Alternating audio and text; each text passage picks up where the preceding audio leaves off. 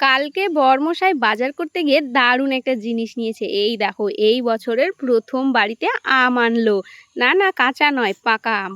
কাঁচা আম তো অনেক খেলাম, তবে আজকে প্রথমবার পাকা আমটা ট্রাই করব। তবে জানো তো অনেক দাম নিয়েছে। আর এই দেখো একজন পাকা আম খাওয়ার অপেক্ষায় কিভাবে তাকিয়ে বসে আছে।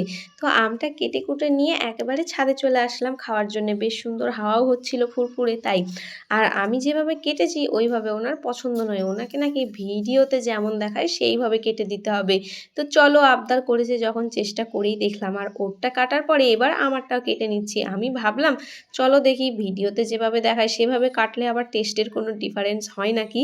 আর তার থেকেও বড় কথা, এই এত দাম দিয়ে আমটা কিনে এনেছে, কেমন খেতে হবে সেটাও তো দেখতে হবে, তাই না বলো?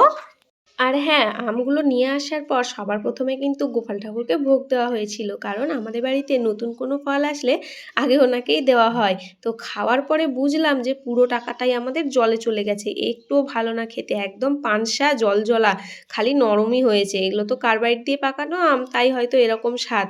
তো যাকগে, অফ সিজনের সময় খেলে যা হয়, শুধু শুধু টাকাগুলো খালি জলে দেওয়া হলো। এখন তোমরা হয়তো বলতেই পারো যে ভালো না তো খাচ্ছ কেন? আরে বাবা, টাকা দিয়ে কিনে এনেছে, ওসুল তো করতেই হবে।